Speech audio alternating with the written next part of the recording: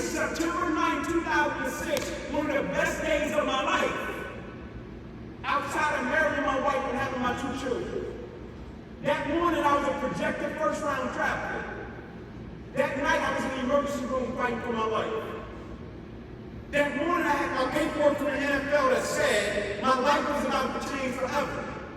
That night, my life was never the same again.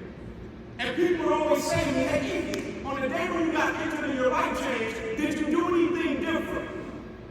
I was like, no, man, I showed up to the stadium the exact same time. I said I wore the exact same pads. When I got to the game, I did the exact same W drill. Right? Everything was the exact same. I listened to the exact same pregame music. Phil Collins, I do feel that's my joint. Coming in the air tonight, like coming in the air tonight, go down. Listen to the exact same song. And I went to do something that I had done thousands of times. From the time I was 7. Started playing a game when I was 7. I was born to a mother at 16, taken back to 125 born, 2-bedroom home, 14 people. Didn't sleep in a bed by myself until I got to college. Loved everything about it. I loved the way the grass smelled. And I was stepping on the field. And I went to do something, and I knew how to do several different ways. And at the point of contact, as soon as I hit the guy, it seemed as if every breath in my body left. My body goes completely limp. I fall to the ground, I blacked out. I never experienced anything like that before. That's the challenge of doing things over and over and over. I say to people often, just to not be in the routine of things. I was sharing with my friend Inky this morning. I said, man, I'm a fan of excellence. I'm a fan of people that can show up and do things a certain type of way over and over and over again. Because the average person, just to not be in the routine of things, can make them approach something that when opposition and adversity arises, they can look at it with the perspective of, oh man, I'll just be ready for it and I'll rise to the occasion. And I think they all know in life, we don't rise to the occasion, we revert back to the level of our training. That's why Martin Luther King's quote is the realest of the real, truest of the true. When it says you don't judge the true character and caliber of a person by where they stand in terms of comfort and convenience. You judge the true character and caliber of a person by where they stand in terms of challenge and controversy. Can we be real about it? Everybody knows what to do when they get what they want. Can we be real about it? Everybody knows what to do when things play in their favor. Can we be real about it? Everybody knows what to do when people tell you what they want to hear. But the great thing about character is it can't be inherited. I say to guys that play football with all of them, I don't care how tall your daddy is, you gotta do your own growth. The great thing about character is it has to be cultivated. Through situation, through circumstance, through successes, through failures, through ups and through downs. And so when I make the tackle, I remember on the ground, my guy said to me, hey, get up, let's go, let's finish them off. I was like, I can't. He said, what do you mean you can't? You're a captain, always get up. I said, I know, man, I can't move. And there was a shock going from the crown of my head to the bottom of my feet. Couldn't feel anything. One of the scariest moments in my life. The shock eventually left, and it stayed in my right arm hand. I remember the doctor coming over and he was looking at me. He said, we're gonna get you on the spine board, they're going you off, get you to the hospital, be fine. And they get me to the ambulance and my father was there. And I remember saying to my dad, Pops, I got him, I put it on him, right? He said, yeah, son, but I think you got the worst part of this. They rolled me up in the ambulance, they said, you'll be fine. They get me to the hospital, run tests, but my mom comes in. My mom's old school, tough as nails. She said, son, you'll be fine. She kissed me on the head, cracked a joke. She said, you'll be good. And she goes to exit the room, and it was almost as if the day was just in slow motion when the injury happened.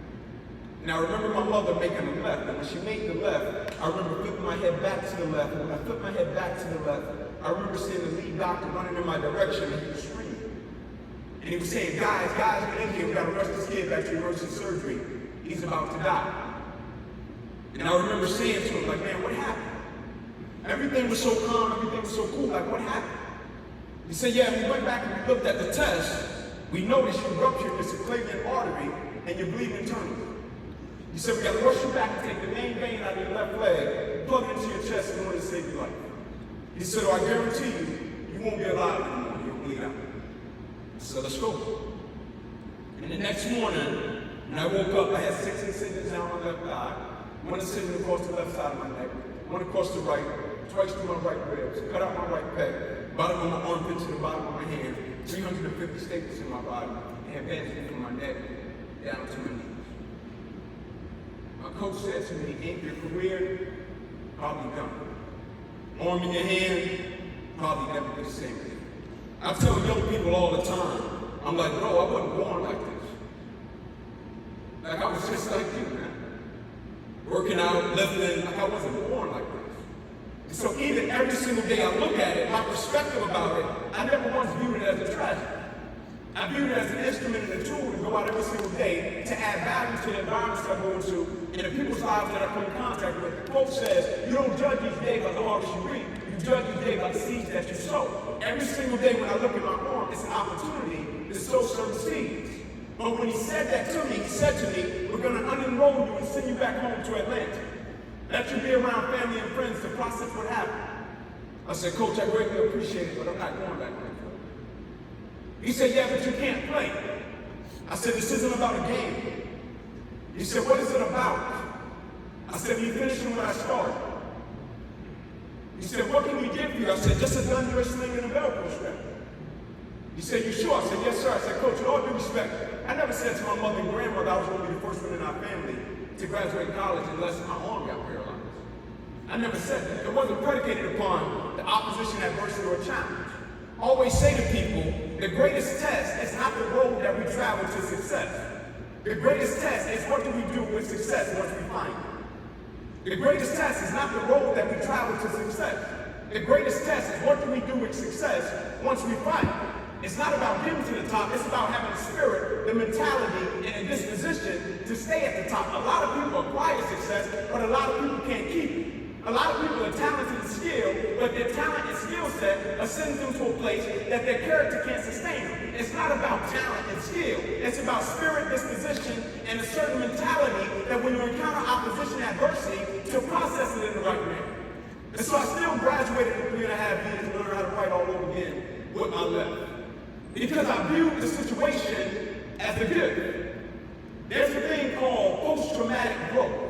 And when you think about most people are incredibly resilient. The average person can go through a level of opposition, challenge, and they can get over it.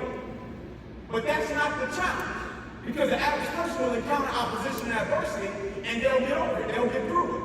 But they'll always revert back to the same behavior, same habits, same thought process, psychologically and physically. Post-traumatic growth, when a person goes through opposition, adversity, and a challenge, once down the line, they never revert back to being the same individual, psychologically and physically, because they give their opposition, they give their adversity, they give it a narrative. That's why I say to people all the time, my arm and my hand is paralyzed, my heart is. My arm and my hand is paralyzed, my mindset is. My arm and my hand is paralyzed, my commitment level is like not the cheap stuff. Not the stuff that's predicated upon if I get what I want, if life plays in my favor, if things go the way I want it to go. That's not commitment. Anybody can be committed when they get what they want. That's easy. Anybody can come home to a marriage when everything is going well. Anybody can be on a team when they get what they want. Anybody can build something when it's going the way they want it to go. That's not true commitment. Commitment is, can I stay true to what I said I would do long after the move that I set it in his life? Commitment, can I stay true to what I said I would do long after the move that I set it in his life? Because for most people, when situations and circumstances change, it alters their level of dedication and commitment. It alters their perspective and what they bring to a thing. So 2 years after my injury, I thought, man, life is going to be great. I got over it, I got through it.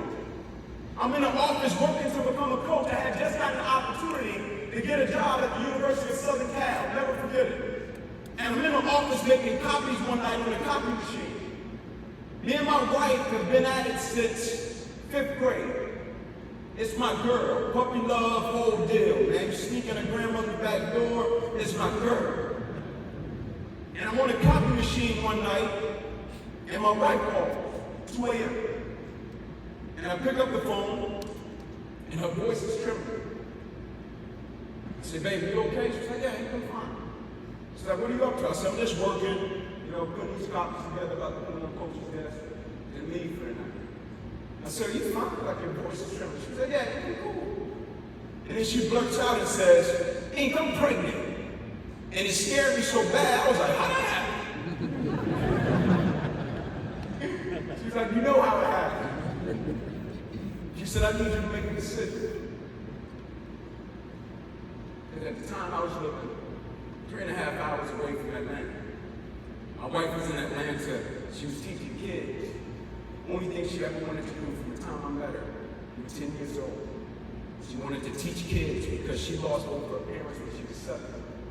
And her second grade teacher stepped in and helped her grandmother raise her. So the only thing she ever wanted to do was impact kids. So the next morning I go into the coach's office. I said, Coach, man, I gotta make a decision. You said, what you got, man? I said, I'm gonna move back to Atlanta. I wanna be there. My wife is pregnant with our first child.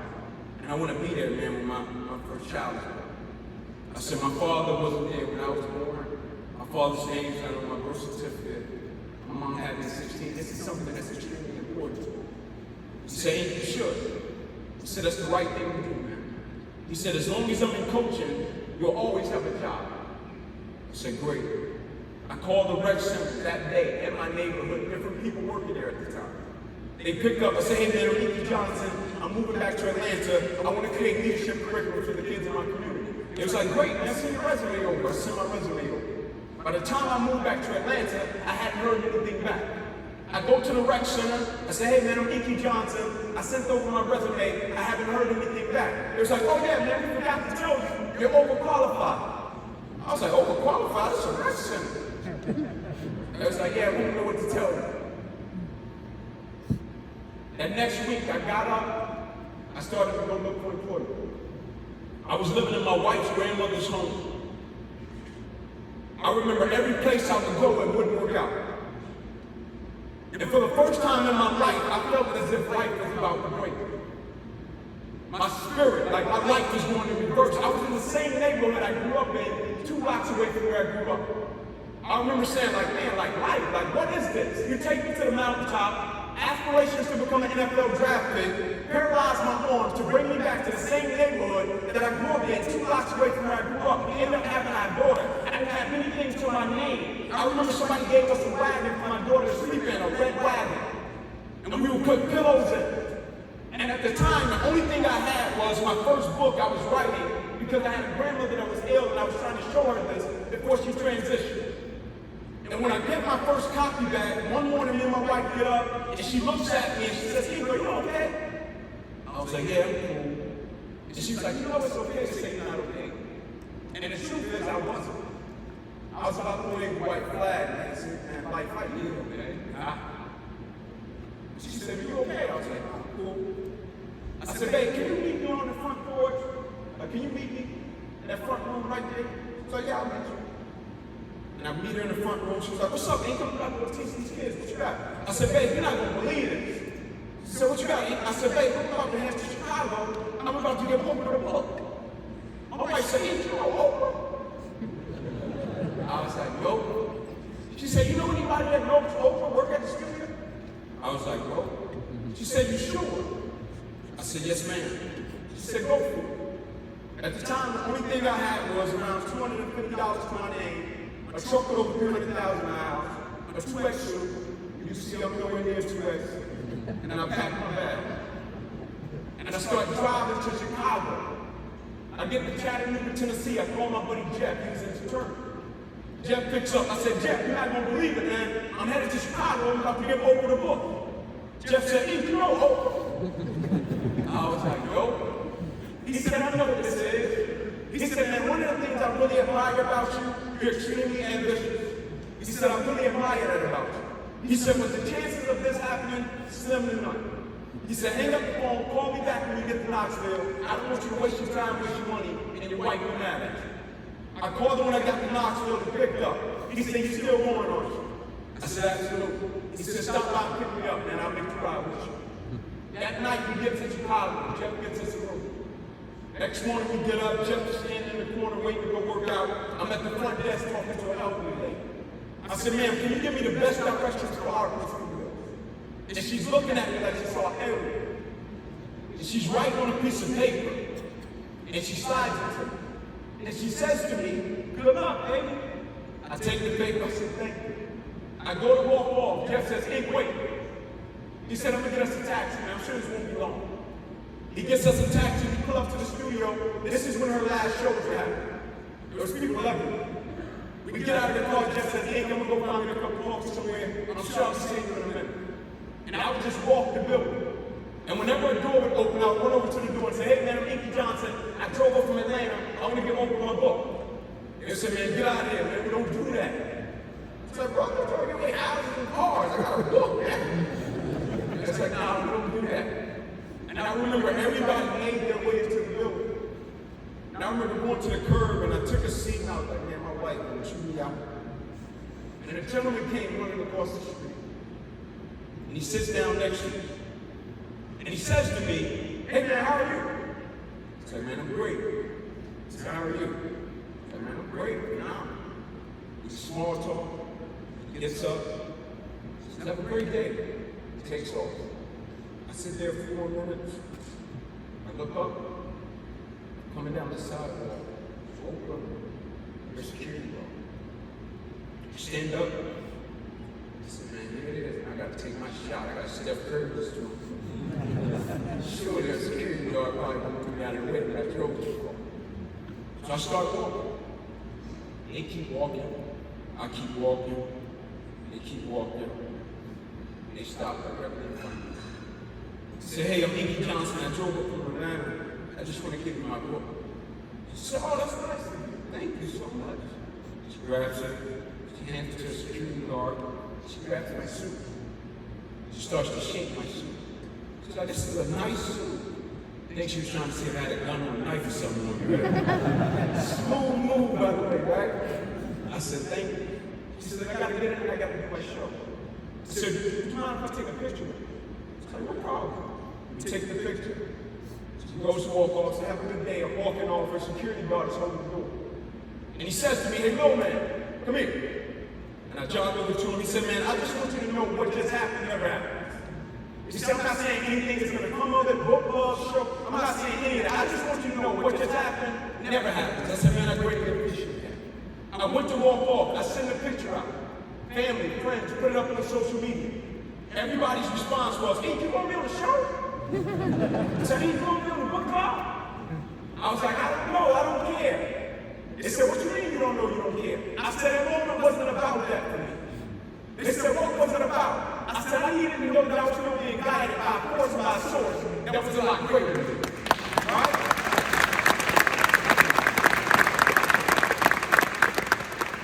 I say to people often, is your software updated? And people always think I'm referring to an iPhone.